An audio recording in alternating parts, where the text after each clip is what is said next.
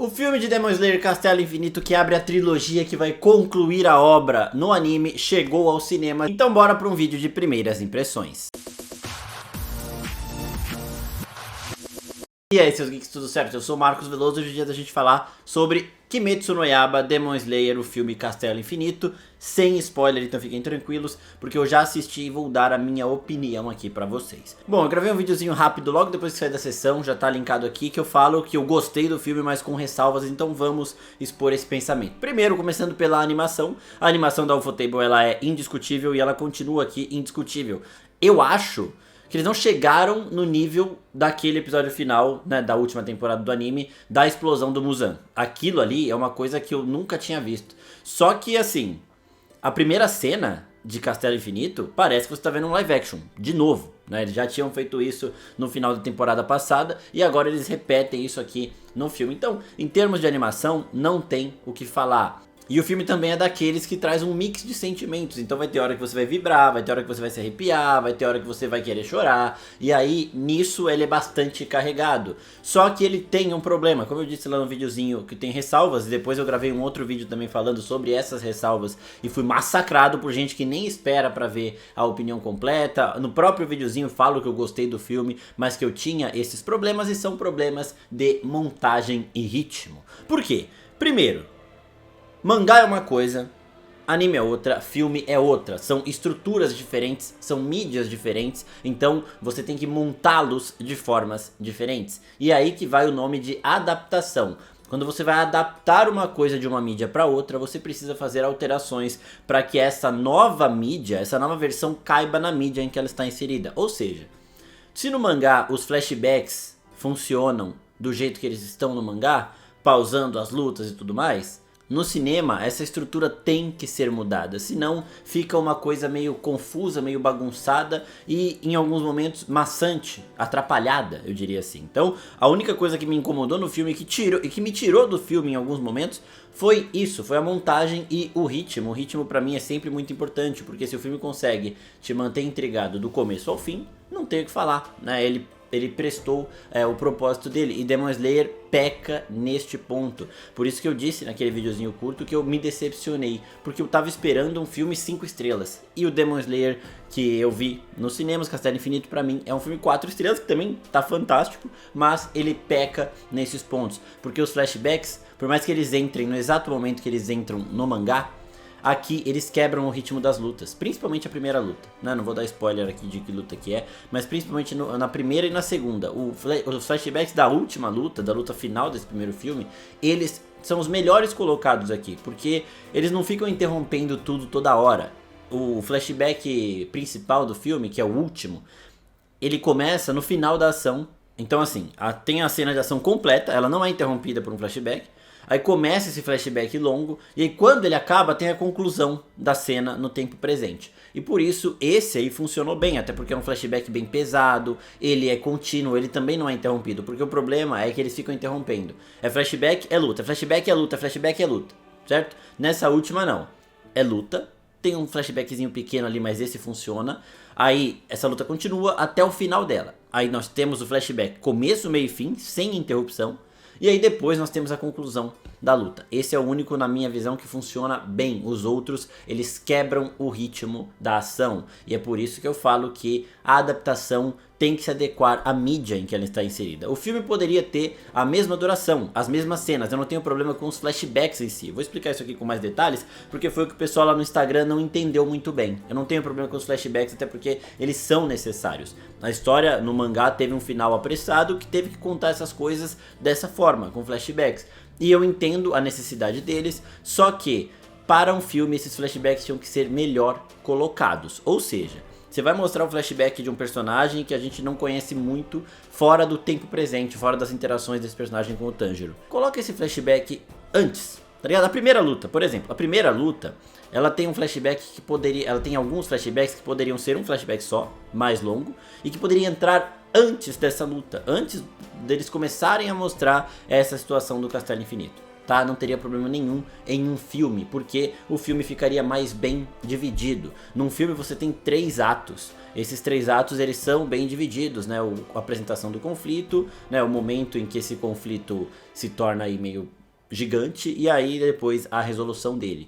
E é por isso que você não pode ficar quebrando o ato toda hora, você não pode ficar quebrando o ritmo toda hora, porque aí ele vai tirando a audiência, ele tira e põe, e aí nisso o filme peca e não funciona. Isso me tirou, sim, em alguns momentos, e por isso que eu resolvi passar um tempinho mais explicando este ponto. Agora vamos para os personagens. O Zenitsu e o Tanjiro são os que mais brilham aqui.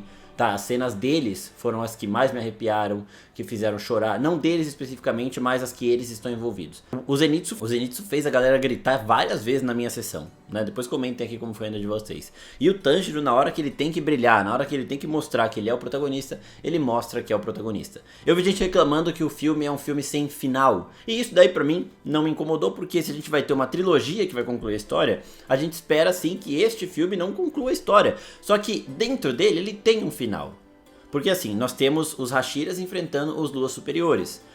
Nós não vemos todos os Hashira enfrentando todos os Luas Superiores nesse filme. Mas as lutas que começam nesse filme, elas sim terminam nesse filme. Então ele tem um final ao que se propõe. Nesse sentido, não me incomodou. Então, basicamente, é um filme muito bom, mas que poderia ser melhor. E aí que tá a minha frustração, porque eu queria que ele fosse perfeito. Se pra você foi ótimo, mas eu esperava um pouquinho mais, até pela dimensão desse projeto que pode mudar a indústria dos animes pra sempre. Porque se a trilogia de Demon Slayer der certo nos cinemas, outros animes podem fazer isso. E aí a gente entra num assunto que eu vou trazer em outros vídeos, de outros animes que tem momentos que caberiam melhor num filme, nesse sentido de ritmo. Eu vou dar um exemplo aqui rápido, a luta do Sukuna com o Gojo. Isso caberia num filme, porque você não precisaria de muitos flashbacks, você poderia montar esse filme também de um jeito bem mais dinâmico, e aí é porrada por 2 horas, 2 horas e meia, frenética, sabe? E é o que eu achei que Demon Slayer fosse fazer, dividir essas 3 lutas ao longo do filme com essa porradaria. Eu tive esse pequeno problema com essa quebra de ritmo nos momentos que os flashbacks entram, e aí, gente, é aquela parada, é igual ao anime? Sim. Eu não tiraria nenhum dos flashbacks, mas eu mudaria eles de ordem, é só isso. Mudaria os momentos em que eles entram no meio da cena.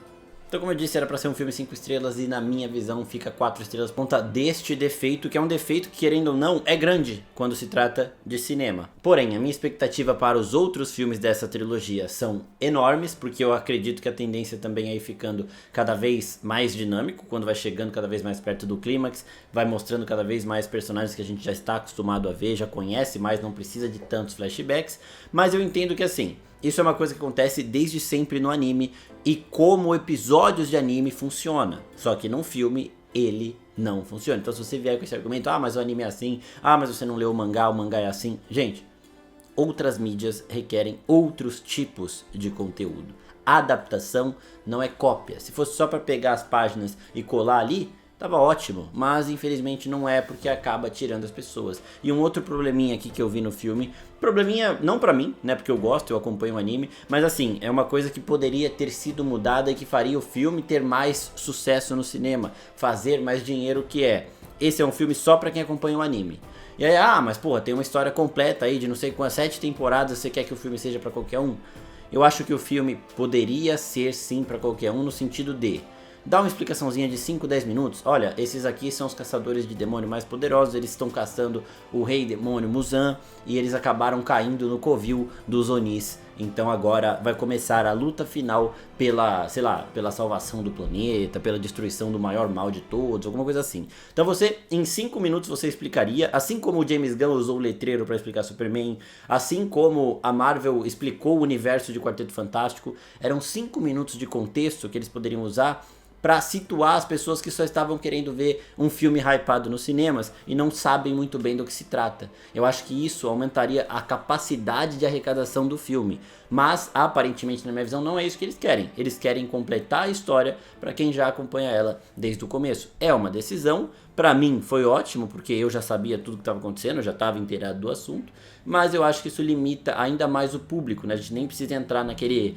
atrocidade que o Ministério da Justiça fez de colocar esse filme para mais 18, né? Já limita muito o público e dessa forma que eles fizeram limita ainda mais. O resumão da ópera é que eu gostei sim, eu achei positivo, as cenas de ação elas estão espetaculares, Zenitsu brilhando é o que a gente queria ver, né? Quando a gente vê lá no trailer aquela cara dele, o maior farbador de aura de uma cena da história dos animes, ninguém formou tanta aura em uma cena quanto o Zenitsu formou nessa. A gente tem personagens que farmam aura toda hora, mas o Zenitsu nessa cena ele brilhou demais.